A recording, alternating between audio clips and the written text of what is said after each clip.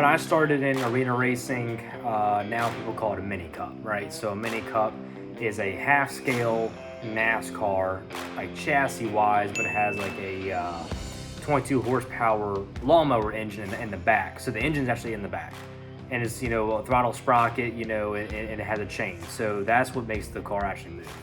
Your feet go all the way to where the engine should be. So it's kind of like a Bandolero in a way. It's like one of the lowest classes, but it's a good start-out class. And you move up to a late model stock car. That's a purebred race car. It's built to go fast to the left. It's not like a street stock to where it's a stock chassis, from like a Monte Carlo. It's physically built to race. It's a lot of people get confused between super late model, pro late models, and late model stock cars. So the pro late models and the super late models are basically the same. They're straight rail chassis. They just drive a lot different. A late model stock car is more towards what I'm racing now, right? It has the full. It's not a straight rail at all. It has a full chassis. You have 450 horsepower, and sometimes you pay the engine guy a little more. You might get a little more out of it, but those are purebred stock cars, right? So now you move up to the ARCA series. Those are basically just old cup car chassis, or they build it for just ARCA, right? With a composite body. Personally, I think that they drive good. The front end feels pretty numb when it comes to ARCA. So when I say numb, I have a hard time reading the car. So the front end, you go into the corner, you try to set down a little bit, and the cars are just so heavy that you're gonna wash. But you have to figure out a way. But then again, that comes with a certain team that you're on. If you're on a really good team, the cars are gonna perform extremely well. Trucks, there's a truck that it's just a NASCAR series. I believe it has the same chassis as what everyone else is running. We just have so much downforce in trucks to where it just makes it very, very easy for us to drive into the corner harder and be there towards the end. Xfinity, I will say, is probably one of the hardest cars I've ever driven. One of the hardest cars. It's just they have so much horsepower, but on top of that, they stick extremely well until they don't. That's where you have to find that fine line between okay, my car is performing really good. How much should I save tires? What should I do to be better? Or what can I do? What would be your first steps? Well, my first steps is identify what you want to do first. Do you want to do road course? Do you want to do asphalt oval? Do you want to do dirt? You have to figure that out. And if you say, hey, you know what, I want to be a dirt driver. Okay, great. Hop into a street stock that is on dirt.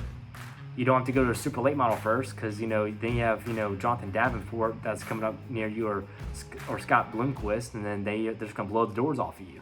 So that's just where I think that you have to. I think a lot of people, they put their expectations right here, but they should bring them down to right here.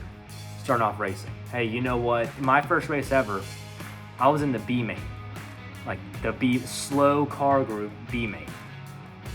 I finished second, and I was ecstatic about it because I finished second. But that's where you have to look at it, is what's happening.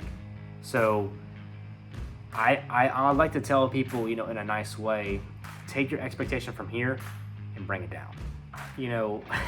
This is something that Austin and I, and a lot of people that are not in the racing world, don't understand this. You have to get approved in the NASCAR world, right? And ARCA is technically under that umbrella. So ARCA, I had to get approved to even run my first race. And trucks, I was approved for trucks after racing ARCA. I ran a short track, Richmond first, and then Brett Bodon, he called me and he said, hey Howie, I'm gonna allow you to race at 1.5 miles. I said, okay, great. I kept my nose clean. It wasn't, driving out there, like a jackass essentially.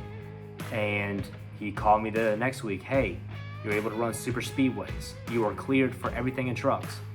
When Austin sent him the proposal of, hey, we want to go Xfinity racing. He said, Howie, you are approved. Call me. I said, okay, great. As a matter of fact, I missed Richmond from not being able to qualify. I did not qualify. He called me that following week, and he said, Howie, he said, I'm sorry about what happened at Richmond. He was like, but I know that you're a good driver. He said, I'm gonna go ahead and approve you to a mile and a half. I said, well, thank you. I really do appreciate that. So then we go out to a mile and a half. So that's where we look at it is people don't understand that, the guys like, and I'm gonna say this, I have a lot of buddies, but Ryan Vargas, Spencer Boyd. Spencer's ran Cup cars. Spencer's ran, Xfinity.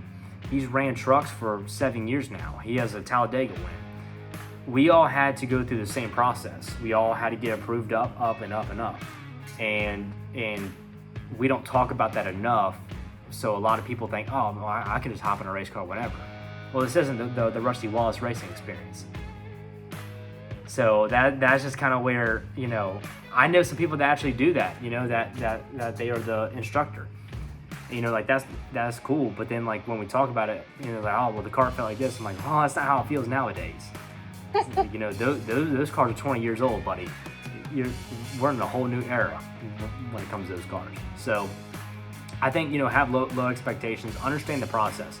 If you understand the process, you can manipulate it for the way that you want it to work.